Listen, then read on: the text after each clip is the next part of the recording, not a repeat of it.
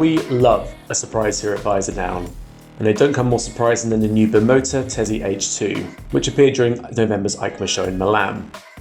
Though the iconic Italian mark has never officially gone away, it's been a long time since we've seen any new material from Bimota. With the Tesi H2, the exciting results from plenty of behind-the-scenes boardroom negotiations to assure the future of the brand.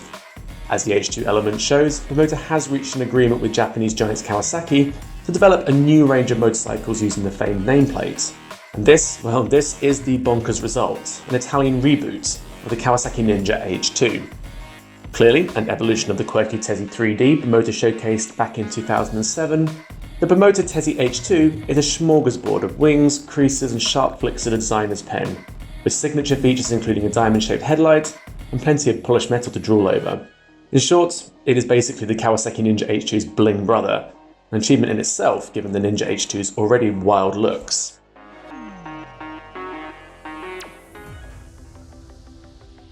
If the looks are eye-catching, then frankly the figures for the Bimota Tesi H2 are potentially eye-watering. No official figures have been released by Bimota or Kawasaki, though we know beneath that angular framework sits Kawasaki's supercharged 998cc inline 4, which, in street legal form, kicks out between 205 and 240 brake horsepower and can hit a top speed of around 200 miles an hour.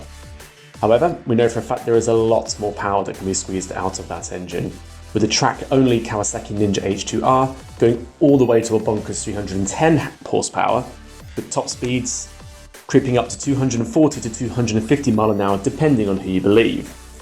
But the Kawasaki H2R is track-only for a reason, in that it pushes the chassis' limitations to levels which only experts can really handle. However, the fact remains there is still an engine with wilder potential under that framework. So, what to do with it?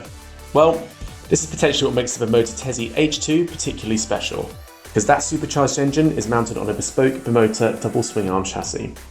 Indeed, this chassis is home to some seriously technologically advanced stuff, with the front suspension able to move in completely separate directions. Thanks to this system, during heavy braking, the wheelbase remains the same because the forks don't dive like conventional telescopic units.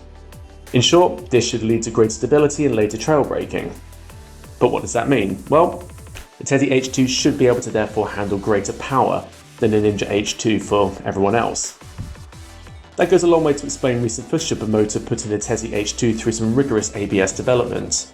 We also rather enjoyed seeing it really offer burnout too, so you can really tell there is a lot of serious power going through that machine.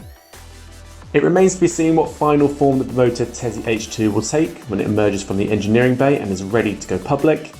But while this may be just a halo model to drum up some publicity, there is certainly a buzz of excitement around Bimota's latest regeneration.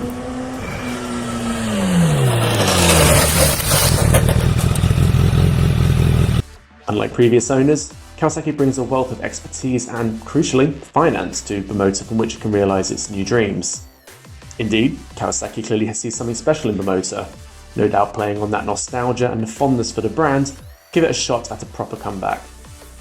Next up is set to be the KB4, K of course standing for Kawasaki to continue Bimota's naming traditions, a retro-inspired sports bike based on Kawasaki Ninja 1000 SX, which has appeared in a render on their official channels. In short, a few months ago we'd heard very little about Bimota for some time, but roll into 2020, the future has never looked this bright.